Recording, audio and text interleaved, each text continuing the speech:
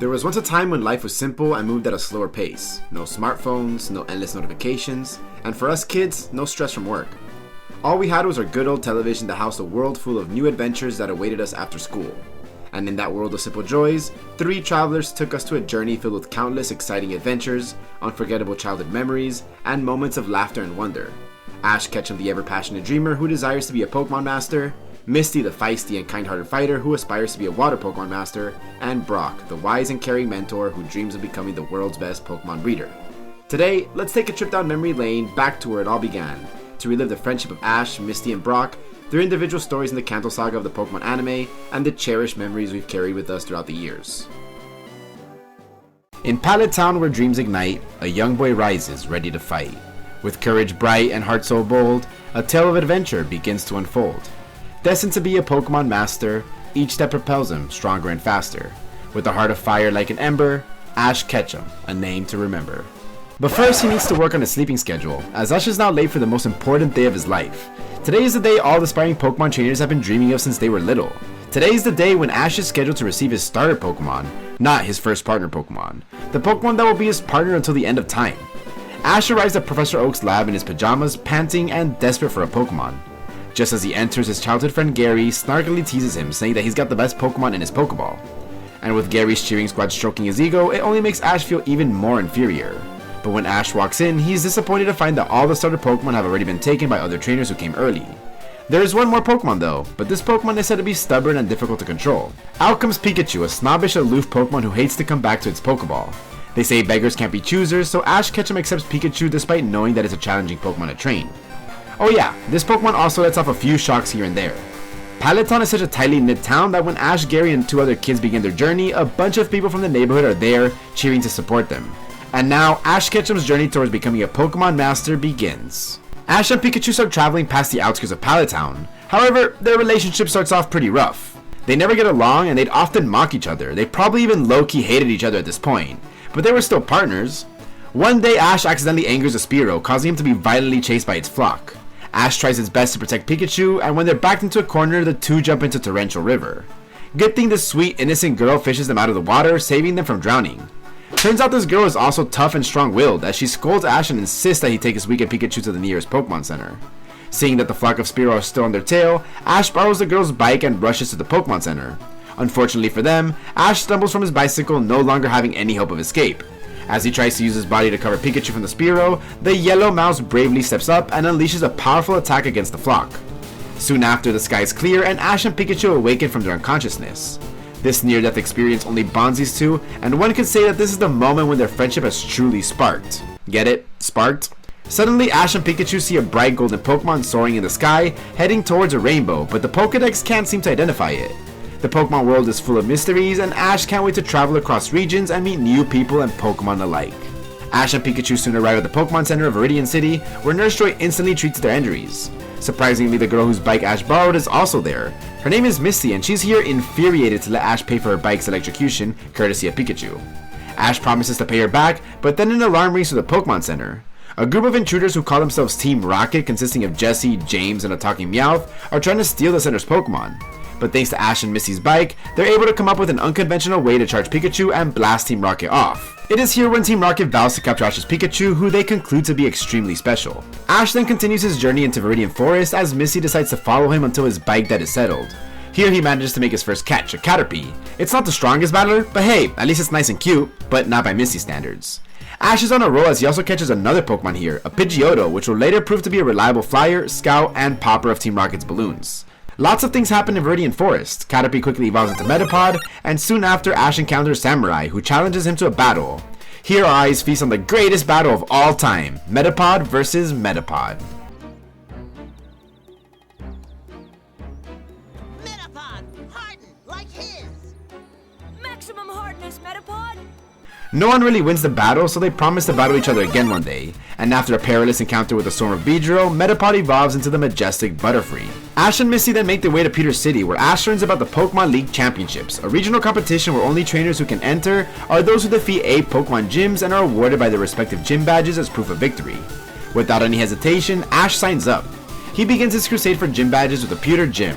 The gym leader is Brock, a rock-hard trainer who specializes in rock types. After almost getting crushed by the gym arena, Ash sends out his cute little Pikachu against the enormous Onix.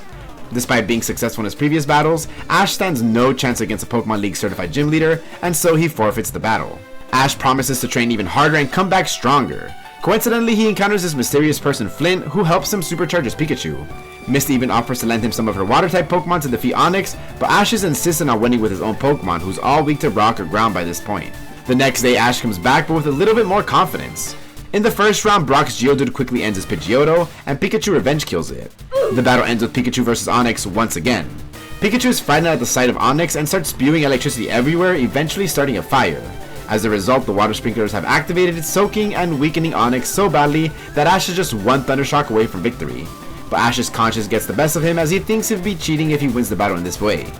So he forfeits again, but later in the afternoon, Brock chases after Ash and hands him the Boulder Badge anyways, saying that Ash's kindness towards Pokemon is what earned him the badge. Brock then decides to travel alongside Ash and leave his brothers and sisters under the care of his father, who turned out to be Flint all along. With that, Ash makes his way to conquer the gyms of Kanto with Misty, Brock, and his Pokemon by his side. Ash and friends traverse through Mount Moon and arrive at Cerulean City, where his second gym badge awaits. The trio splits up for a bit because Brock has got some things to do, and Misty seems to be afraid with the idea of going to Cerulean City.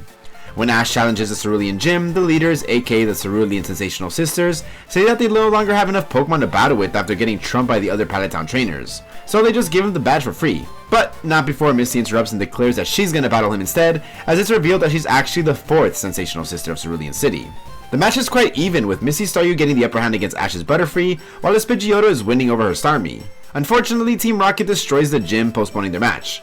But after Ash helps defeat Team Rocket and save the gym, Daisy decides to reward Ash with the Cascade Badge, much to Misty's disapproval. If you noticed, in this video I've been blazing through gym battle narration. That's because I made a separate series recapping and rating each of Ash's Kanto gym battles, so you should check that out after this video. With 2 badges and 3 Pokemon under his belt, Ash is persistent to earn some more badges and catch more Pokemon. When they visit the hidden village, Ash earns a respect and captures a Bulbasaur who was the protector of the village. Then one stormy night, Ash and friends stumble upon a severely weakened Charmander who was deserted by its trainer. They rush Charmander to the Pokemon Center, and when the storm clears, Ash gives Charmander a safe and loving home by adding it to his team. Next, the trio stumbles upon a rogue squad of Squirtles who were abandoned by their trainers, and now they like causing trouble and playing pranks on people. But in a chaotic fight with Team Rocket, Ash protects the leader Squirtle, eventually gaining its heart, and now Ash's 6 Pokemon team is finally complete. The catching spree doesn't end here though, because Ash randomly catches a Krabby near Bill's lighthouse. Ash is so confident that he was able to catch 7 Pokemon with only 2 badges, but he's quickly humbled and flabbergasted to find out that Gary has already caught 45 Pokemon at this point. This shows that Gary is several steps ahead of Ash, which only makes Ash strive even harder. Soon after, it's time for Ash's 3rd gym badge. He faces the lightning American Lieutenant Surge of Vermilion City, who owns a Raichu. Surge and Raichu have similar personalities, both excluding extreme confidence and loving to taunt their opponents. Surge calls Ash and Pikachu as babies, so Ash is there to prove in battle that they are not the wimps Surge thinks they are. Sadly, all of Raichu's attacks prove to be more powerful than Pikachu, as the pre-evolved electric mouse stands no chance against this evolution. Pikachu is severely injured both physically and emotionally from the battle, so in the Pokemon Center, Nurse Joy offers Ash a Thunderstone to give him the option to evolve Pikachu to Raichu. Ash is now in a predicament, as although Pikachu would technically become stronger if it evolves, it only makes Ash look like the type of trainer who will only evolve his Pokemon just to win. So he lets Pikachu decide, and the yellow mouse quickly smacks away the Thunderstone. When Pikachu has fully recovered, Ash engages in a rematch with Surge. Ash quickly realizes that he can't win by brute strength alone, so he has to use Pikachu's other skills. You see, Surge's Raichu has evolved too soon, hindering it from learning its speed boosting moves. Pikachu takes advantage of moves like Agility and Quick Attack to outspeed Raichu, and coupled with some out-of-the-box battle tactics, Pikachu snags a victory and defeats its evolution. With that, Ash is rewarded with a Thunderstone, arguably the most well-earned badge he receives in this region. Moving on, Ash and friends go on a mini vacation in one of the most luxurious ships in the world, the St. Anne. Here, Ash and friends enjoy dining on delicious meals and battling other trainers. At one point, Ash trades his Butterfree for a gentleman's Raticate, but realizing that he misses Butterfree so much, he goes on to trade it back. Then when Team Rocket attempts to steal the Pokemon in the ship, the commotion causes the ship to capsize, trapping Ash, Misty, Brock, Jessie, James, and Meowth, and their Pokemon inside. Being in a life and death situation, Ash and friends work alongside Team Rocket, eventually leading to their escape. To their surprise, they are led to a group of islands somewhere in Kanto, where some of the most bizarre adventures take place, adventures which all made us laugh, frighten, cringe, and cry. I said cry because the final episode of this arc features Ash's Butterfree falling in love with a pink Butterfree, and even if it hurts for Ash, he chooses Butterfree's happiness and lets it stay with his mate and start a family together. It is Ash's first of many Pokemon releases, so this one definitely still stings to this day. Soon after, the trio arrives at Saffron City, where Ash's 4th badge, among other things, awaits. The gym leader here is Sabrina, a creepy, mysterious girl who's gifted with psychic powers. Sabrina's probably the most OP gym leader we've ever seen in the anime, because when her Abra evolves mid-battle, it just spams Confusion and Psychic to control everything and redirects Pikachu's moves back to it. Ash loses the battle bluntly, so as per the advice of the strange man, Ash decides to visit Lavender Town and catch a Ghost-type Pokemon, which are said to be strong against Psychic types. Joke's on him because the only Ghost-type in Kanto is also weak to Psychic type though. In here, a family of Ghastly, Haunter, and Gengar pull pranks on the trio, but fortunately for Ash, Haunter decides to travel with him for the time being. With Haunter by his side, Ash is confident that he could beat Sabrina this time around. But when the rematch begins, Haunter is nowhere to be found. Pikachu's still a little bit traumatized from the previous battle, so he's not really in the mood to be psychicked again. This causes Ash to back out, which only infuriates Sabrina as she punishes him by turning Misty and Brock into dolls. Good thing for Ash, the man from earlier teleports him out of danger. Later that day, Ash tries to look for Haunter, but to no avail. Ash knows that he has a really small chance to beat Sabrina, but knowing that he's the only way that he could rescue his friends, he decides to once again go for the rematch. Pikachu battles Kadabra for the second time, but Kadabra is still OP, especially now that it's got access to recover. Fortunately for Ash, Haunter appears out of nowhere, making Sabrina and even Kadabra laugh hysterically. With that, this photographer, Sabrina's father... If you've known Sabrina ever since she was a little girl, does that mean... So you figured it out, eh? You must have taken her baby pictures too! declares Sabrina unable to battle, giving Ash the win. As a result, Misty and Brock return to their normal state, and Sabrina is released from the evil spell and is now smiling and reunited with her family. That was a long, treacherous experience for Ash just for a single badge, so hopefully the next ones are going to be a little bit easier. Well, the gym battle with Erica is definitely much tamer compared to Sabrina. When Ash visits Celadon City, the gym trainers ban him from entering the gym after making remarks of how buying perfumes is a waste of money. So with the help of Team Rocket, Ash dresses up as Ashley to infiltrate the gym. However, Pikachu quickly recognizes him and destroys his disguise, but Erica still accepts Ash's challenge to a battle. It's a 3-on-3 battle where Ash uses Bulbasaur, Charmander, Pikachu against Erica's Tangela, Weepinbell, and Gloom. The battle is a rush back and forth battle between both trainers until Team Rocket interrupts the battle, causing a massive fire in the gym. Everyone sends out their water Pokemon to put out the fire, but Erica's Gloom is still trapped inside. So with utmost bravery and love for Pokemon, Ash storms into the burning gym and rescues Gloom. This is enough for Ash to earn Erica's respect as she rewards him with the Rainbow Badge. Next is Ash's gym battle against Koga. He's welcomed with a series of traps before he can battle. They do manage to come out alive, and so Ash battles Koga with his Bulbasaur, Pidgeotto, and Charmander. Once again, Team Rocket interrupts the gym for the 3rd time now, and after dealing with Team Rocket, Ash and Koga resume their battle. This time it's just Charmander versus Golbat. This is Charmander's shining moment as it defeats Golbat with a series of fire attacks, winning Ash the Soul Badge. During this time, Ash adds a few more members to his growing team. First, he catches an ever-angry Primeape who likes to play with his hat. Sadly for Primeape fans, he is eventually left under the hands of Anthony, who promises to train him to become a true P1 champion. I don't know, I guess there's something about monkeys who like hats and leaving their trainers for some type of sport. And this is the last time we see Primeape. Next, Ash catches a Muk who is leading a group of Grimer. This Muk would go on to be a classic comic relief who loves to hug Professor Oak. Then we have the Safari Zone where Pokemon trainers seek to catch as many Pokemon that cannot be found elsewhere. It is Pokemon galore, and Ash is more than ready to catch them all and catch up to Gary. In fact, Ash catches a total of 30 Pokemon in the Safari Zone. But the catches, they're all Tauros. It's because whenever Ash tries to catch his different Pokemon, a Tauros would randomly get in the way. What is he going to do with 30 Tauros, one might ask? Well, he could open a Tauros farm or a meat shop and become rich. Or he could just leave them in Professor Oak's corral and have them run around and stampede him whenever he comes home. Can you guess which one he did? During their travels, Ash and friends find a clan of Pikachu in the middle of the forest. Ash's Pikachu joins them and bonds with them, and seeing how Pikachu is very happy with his own kind, Ash with a heavy heart decides to leave Pikachu in the forest, but of course Pikachu wants to continue his journey with Ash, solidifying their partnership for life. Now it's been a long time since Ash had a Pokemon evolve. The first and last one was Butterfree, which was before he even received his first badge. Well, the long wait is over because when the gang is trying to stop a mob of Executor, Charmander evolves into Charmeleon. And this time the sweet, fragile, and affectionate Charmander is replaced by an aggressive, tempered, arrogant Charmeleon who likes being flamethrown onto Ash's face. It's also here when it starts disobeying Ash's commands and chooses to do things on its own. In an encounter with prehistoric Pokemon, a ferocious Aerodactyl grabs Ash to the skies. Charmeleon then ignites a rivalry with Aerodactyl, but the prehistoric bird taunts Charmeleon because it couldn't battle from the ground. So out of anger, Charmeleon evolves into Charizard with the aim of saving Ash, or so he thought. Charizard actually only wanted to battle Aerodactyl. Charizard is Ash's most powerful Pokemon at this point, but sadly, he couldn't rely on it for anything because it still doesn't listen to him. During this time, Ash comes across a mysterious egg, which Brock quickly takes the egg from Ash, saying that he's going to be the one to take care of it. The egg would go on to hatch into a Togepi, but it's still undecided which of them should be its trainer. Ash, Misty, Brock, and Meowth decide to battle it out tournament style for ownership of Togepi. Ash easily wins the tournament, but Togepi still chooses Misty to be its trainer. And now I wonder what it would have been like if Ash was the one who kept Togepi. Ash is still stuck with 6 badges at this point, so it's time for him to move forward on his goal of entering the Pokemon League Championships. In Cinnabar Island, Ash seeks to claim his 7th badge from Blaine, the precarious Cinnabar Gym. Almost everything goes wrong in this battle. First, Squirtle's firefighting skills stand no chance against Ninetales, then Disobedient Charizard gets disqualified from the battle after leaving the ring. And lastly, Pikachu almost falls into the lava after a hard-fought battle with Magmar, causing Ash to quit as to not risk Pikachu's life. But hey, at least we got the iconic aim at the horn scene with Pikachu and Rhydon. Pikachu, the horn!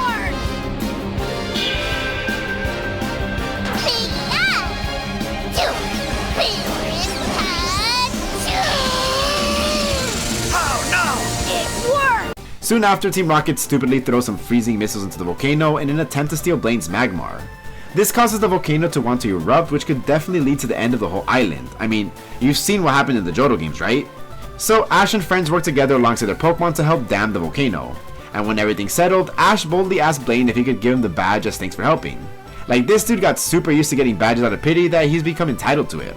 Of course, Blaine rejects his offer and instead gives Ash the honor of a rematch. During this time, however, it's a one-on-one match between Magmar and Pika. Wait, Charizard?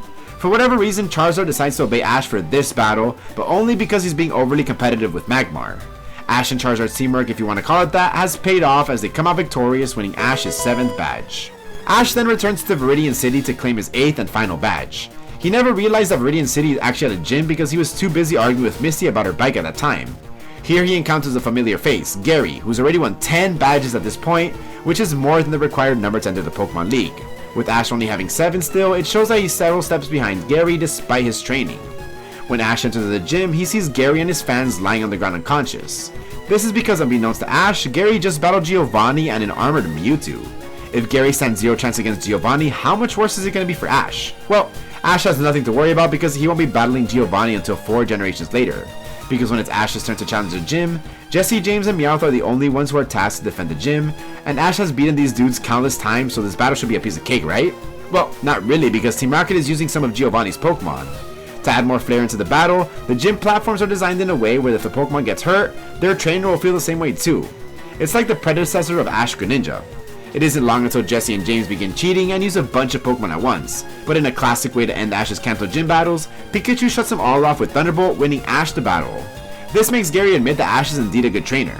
But as for Jessie, she refuses to give Ash his well-earned badge. Fortunately, little Togepi over here starts playing with this remote control, causing Team Rocket to blast off as the Earth badge falls right into the palm of Ash's hands. Ash is finally eligible to enter the Pokemon League Championships, but it won't be starting until 2 months from now. For the time being, Ash starts training and even manages to catch a Mr. Mime. Even though it was off screen, it's a Pokemon that would eventually become his house helper and his stepdad.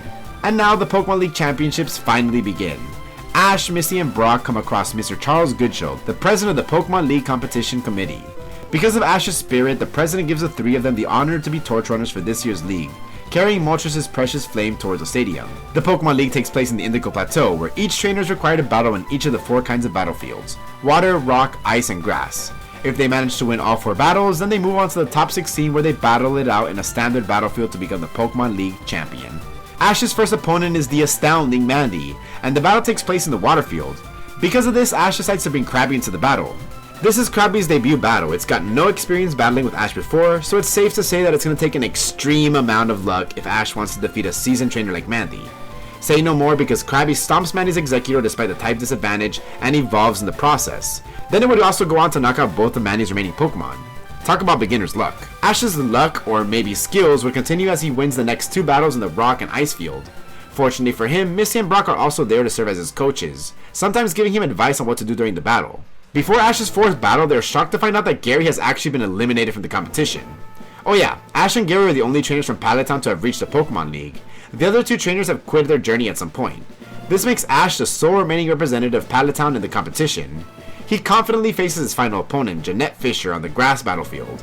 Bulbasaur makes quick work of Jeanette's first 2 Pokemon, but the last one is different. It's just a Bellsprout, a super strong and agile Bellsprout that pulverizes both Bulbasaur and Pikachu like they're nothing. As the tides turn to Jeanette's favor, Ash sends out his Muk, a Pokemon he deliberately brought because he knew that poison types are strong against grass types, showing that Ash does know his type chart. And yeah, before you mention, well Luap, Bellsprout's part poison so it's not weak to Muk's attacks. Muk still resists Bellsprout's attacks, but it's actually not the type advantage that saves Ash here. Thanks to Muk's anatomy, it's able to absorb all of Bellsprout's attacks and win the battle by suffocating the poor thing till it faints. This victory advances Ash to the top 16 finale.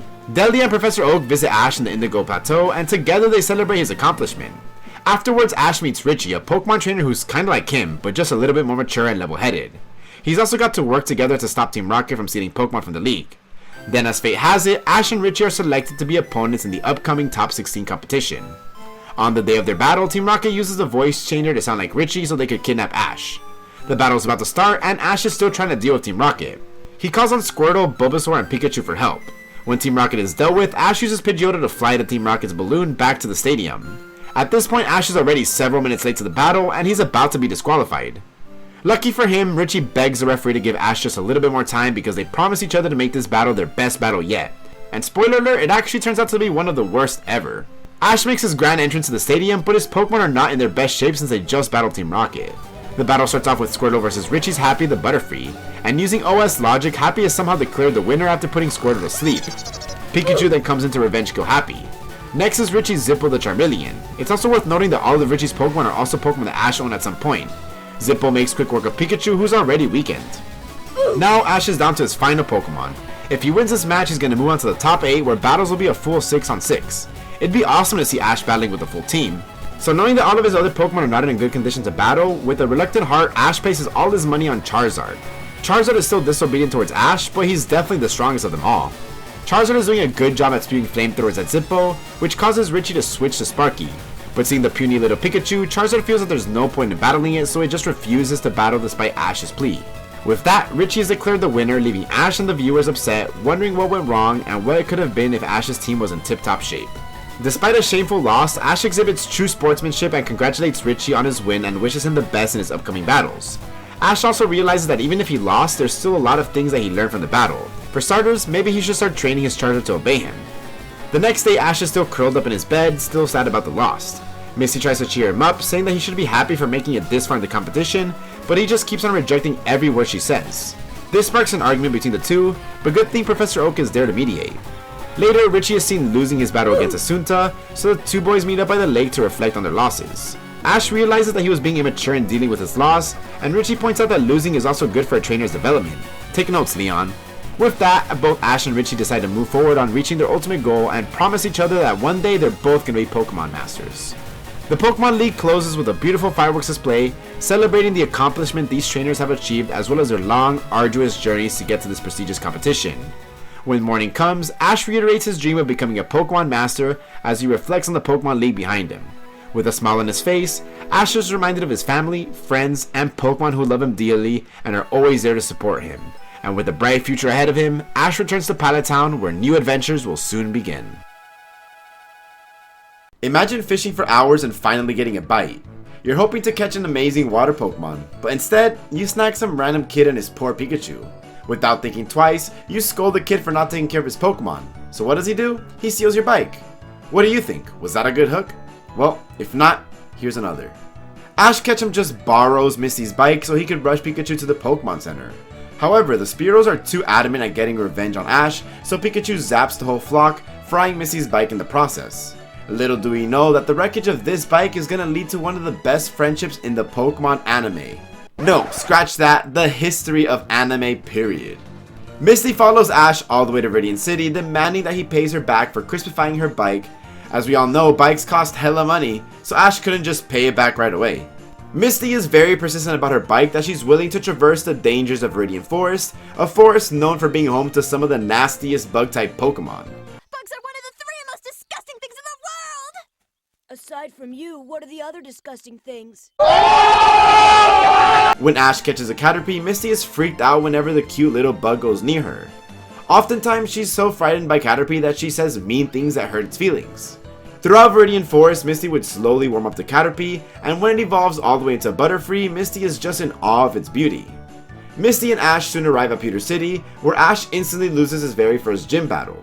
Misty offers Ash to use her Pokemon, but he's insistent on super training his Pokemon and beating Brock fair and square. Misty watches Ash's rematch against Brock where the sprinklers go off and Ash forfeits the battle before defeating Onyx. In the end, Brock awards Ash the Boulder Badge for his kindness, and he joins Ash as he takes on the gym challenge. Well, Misty's there too as she tags along Ash and Brock uninvited using her unpaid bike as an excuse. Ash then decides to go to Cerulean City for his next badge, but Misty begs them not to go to that city and tries her best to convince them that Cerulean City is a terrible place. Ash doesn't listen to her and still challenges the Cerulean Gym. He learns that the Cerulean Gym leaders are the world famous 3 sensational sisters. The sisters don't want to battle Ash because they've already been defeated by the 3 other trainers from Pallet Town, and all they have left is a Goldeen. So Daisy just hands Ash a badge for free. But just before he could take it, Misty shows up. Alright, Daisy, if you don't want to battle him, I will. Turns out Misty is the 4th Cerulean sensational sister. I'm the 4th sensational sister. There are only 3 sensational sisters and 1 runt. And she's willing to battle Ash and defend the Cascade Badge. You see, Misty left her hometown to become a better Pokemon trainer and prove herself to her sisters. That's why she didn't want to come back. The battle starts with Misty sending out Staryu as Ash decides to use Pikachu since Electric beats Water. However, Pikachu refuses to battle Misty because she's his friend, so Ash opts for Butterfree instead. Butterfree inflicts Staryu with Stun Spore and Sleep Powder, but it just washes it off in the water, so maybe it has natural cure. Staryu manages to tackle Butterfree into the water, but Ash returns it and sends out Pidgeotto. Misty then sends out her ace, Starmie. Pidgeotto slams Starmie to the wall with its gust, almost depleting all of its HP, but Team Rocket interrupts the battle and tries to steal all the water from the gym. Good thing Ash and Pikachu foil Team Rocket's plans, and as thanks for saving the gym, Daisy hands Ash the Cascade Badge against Misty's will. Misty, Ash, and Brock would go on to travel the Kanto region and become one of the most iconic trios in all of anime. During the early days, Misty would always berate Ash for being a stupid trainer making stupid decisions. They'd always fight about the pettiest things like normal siblings do. You didn't earn those badges. You got them just because Brock and my sister felt sorry for you. I did too. Chill out, guys. Thankfully, Brock is there to keep things under control. And being a more experienced trainer than Ash, Misty would usually serve as a sort of coach during his battles, and her advice would sometimes earn him some victories. Wait, Ash! Cloyster should be losing hit points too! Just keep hammering away, Kingler! Oh no! Misty is very protective of her friends, and she wouldn't let anyone belittle them. She's very intolerant towards bullies, as shown when she battles Giselle to put her in her place. But sadly, Misty loses in a humiliating fashion, showing that she's got a long way to go herself if she wants to become a better Pokemon trainer. Misty is also an effective leader if she chooses to be. When the St. Anne capsizes, trapping the gang and Team Rocket inside, Misty takes a leadership position in finding ways to escape the ship and establishing a truce among Ash, Brock, Jesse, and James.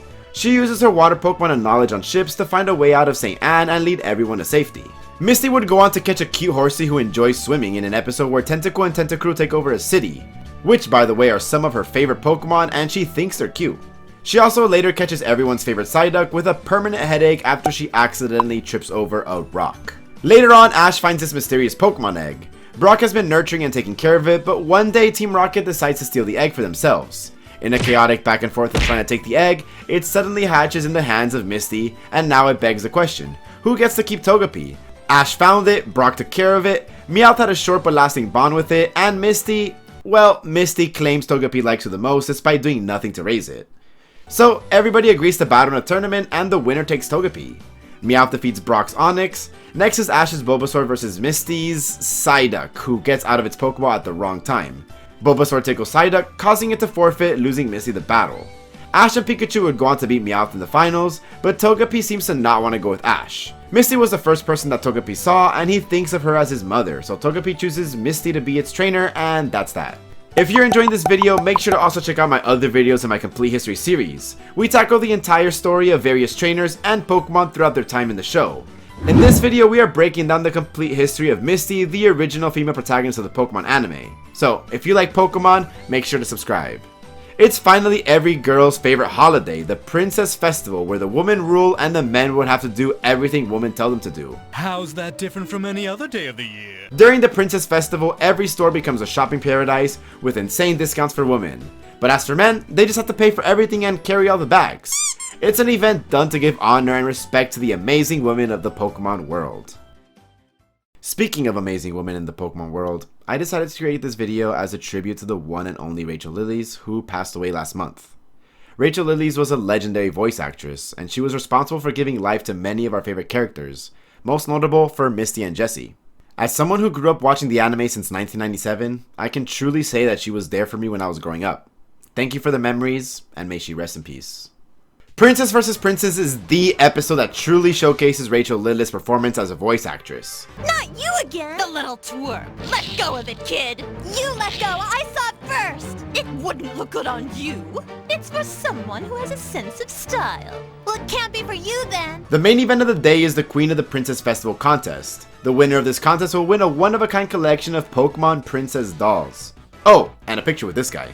As a surprise to everyone, the contest is actually a Pokemon battle. Misty knows that her team of Staryu, Starmie, Goldeen, Horsey, Psyduck, and Togepi wouldn't be able to win her the contest, so she asked if she could borrow some of Ash and Brock's Pokemon.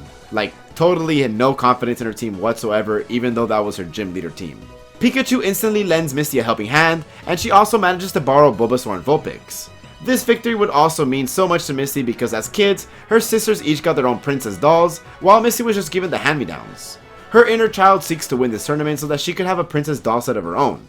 Pikachu, Bulbasaur, and Vulpix all sweep their battles, as Misty quickly finds herself in the finals, where she battles Jessie, who also dominated her side of the bracket.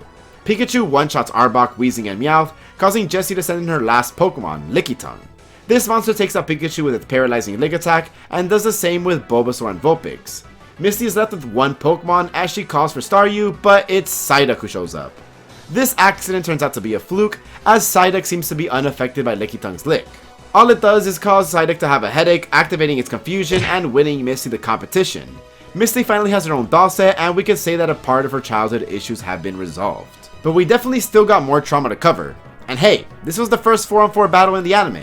At least I'm pretty sure it was. Later on, Misty's Horsey gets sick and they realize that it needs to get a bigger pool to swim in. So she decides to visit Cerulean City and let Horsey swim in their enormous pool. Coincidentally, Misty's sisters have also been planning an underwater show that features a magical mermaid. They trick her into playing the part of the magical mermaid. We really need you. I'll do it. We got her! We could always get our baby sister to do whatever we wanted. This is like a total flashback. And it is here where we get to see Misty's phenomenal skills as a swimmer and actress. During the play, Team Rocket steals the roles of Violet and Lily as the villains of the show. Misty and Ash's water Pokemon do their best to stop Team Rocket. Unbeknownst to the audience, this battle is not part of the play. It's now a real battle. Cerulean Gym's own Seal steps up to the plate and evolves to defend the gym. Thanks to Ash, Misty, Brock, and even Team Rocket, the show has become a huge hit. Misty now has to continue her journey, so Violet and Lily will have to take turns playing the Magical Mermaid. Additionally, the gym needs more Pokemon for the show, so Misty decides to leave Horsey behind, and also Starmie, who's supposed to be her ace Pokemon in the games. Misty would journey with Ash and Brock all the way through the Indigo Plateau, even serving as one of the torch runners of this prestigious Kanto League. Misty's role in the league is to coach Ash on his battle strats and make sure that he keeps his cool and doesn't get too cocky. She's such a protective friend to Ash that when Team Rocket sabotages Ash's match with Richie, Misty is more than ready to throw hands with Richie, thinking he's behind all these shenanigans. When Ash loses the match, Misty is the first one to approach Ash, trying to comfort him and cheer him up. Though, let's just say it did not end as well as she hoped. I'm just trying to help you, Ash. Well, I don't want your help.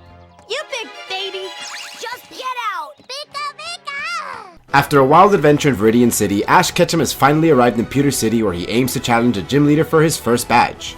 Gym leaders are said to be high-class trainers who are much more skilled in battle than the everyday trainers that Ash has faced so far. Inside the eerie Pewter Gym, there rests Brock, a skilled gym leader who specializes in rock-type Pokemon. He seems to be a very serious, rock-hearted person who takes his gym leader duties very seriously. Brock can also be quite blatantly honest and claims that Pikachu has no chance of winning. Well, he's not wrong though. The battle starts after he almost death traps Ash and Pikachu in a rock field sandwich. Ash sends his Pikachu as Brock chooses Onix. Onix binds the yellow mouse, while Thundershock has no effect on the rock snake. With no hope left and seeing Pikachu suffering, Ash forfeits the battle and tries to train harder for the rematch. If you're enjoying this video, make sure you also check out my other videos in my Complete History series. We tackle the entire story of various trainers and Pokemon throughout their time in the show, and in this video we're breaking down the complete history of Brock, the girl-obsessed aspiring Pokemon doctor who goes on to become Ash Ketchum's longest running traveling companion ever. After the battle, this mysterious guy Flint tells Ash that Brock's skills could take him much further than just being a local gym leader. However, Brock couldn't leave the city because he has 9 little brothers and sisters to take care of.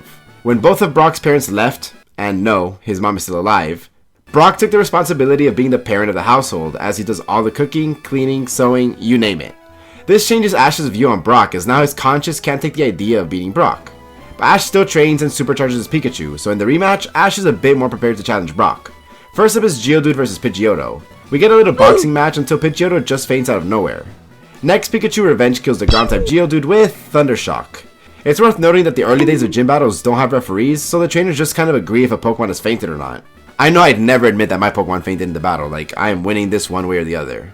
The final battle is the rematch of Pikachu and Onix. Pikachu is instantly frightened by the sight of Onix, so he uncontrollably bursts out thunder sparks everywhere, causing fire to start from the lights of the gym.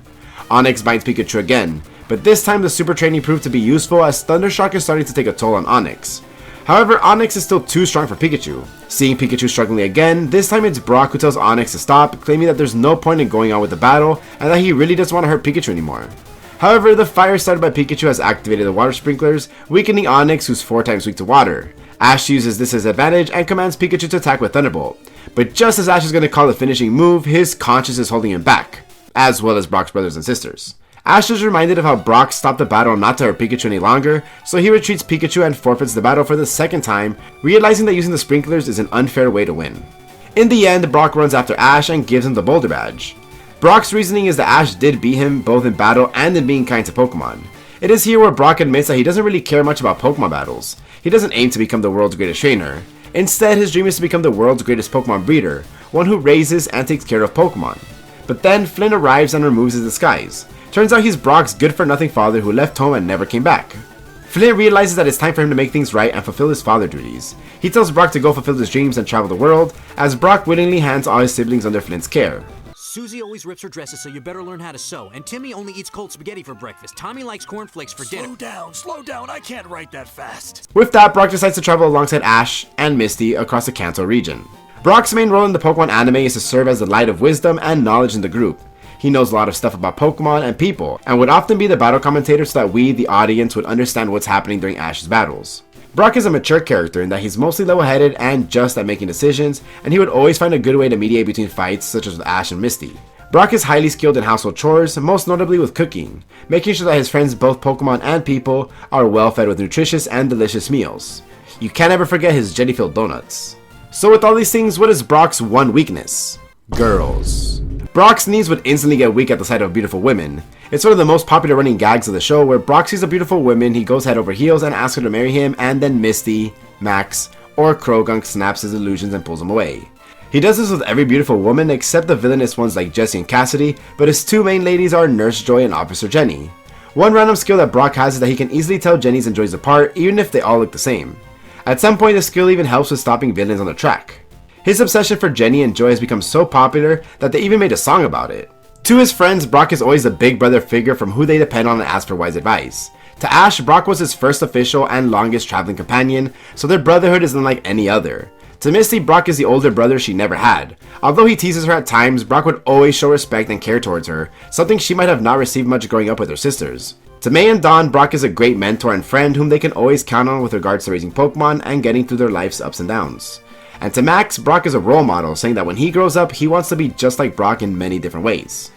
Going back to Brock's journey, he would go on to travel with Ash and Misty throughout Kanto, often being the glue that makes sure Ash and Misty stick together and stay sane and well behaved. In Mount Moon, he catches a Zubat off screen, and this Pokemon would be Brock's main flyer and popper of Team Rocket's balloons. Then later, Brock meets Susie, a Pokemon breeder who owns a Vulpix. Brock is totally excited to see her because not only is she pretty, but she's also a high-ranking breeder, so Brock wants to be her student. Brock and Susie also share a common interest of making nutritious food for Pokemon. They both focus more on the inner beauty of Pokemon rather than decorating them with flashy garments. Because of Team Rocket, Susie begins doubting her beliefs on whether Pokemon's beauty is on the inside or outside, but Brock and friends manage to help her regain her stance. In the end, Susie goes on a journey by herself to become a better Pokemon breeder, and as a result, she leaves Vulpix under Brock's care, saying that Brock is the only other person beside herself that Vulpix is affectionate towards. You can really tell how good of a Pokemon breeder Brock is with the way he treats others' Pokemon. When this Charmander is left astray to permanently faint in the storm, Brock is the one who didn't want to leave it there, as he took charge in bringing it to the Pokemon Center. He literally saved Charmander's life back there. He was even more than ready to throw fists with Damien. And when Ash found Togepi's egg, Brock was the very person who matured it the most. One could make the case that Brock should have owned both Charmander and Togepi. Maybe if he did, Charizard would have never become rebellious, and Togetic would have never left. Who knows? If you like what you're watching and you aren't subscribed, please subscribe. Most of you aren't, and it'd help a lot. Love you. Thanks. Brock along with Misty would serve as Ash's coach in the gym and league battles. His advice would sometimes even result in Ash's victory. Thank you all so much for watching the complete history of Ash, Misty, and Brock during their time in the Kanto region. This trio is always going to be one of the most iconic trios in anime history, and for good reasons. In the future, I'll also be making more compilation videos on the history of other Pokemon characters, so one thing remains the same: the magic of Ash, Misty, and Brock will always bring us to the very place of comfort, nostalgia, and belonging of home. It's been your boy Luap, and I'm out. Peace.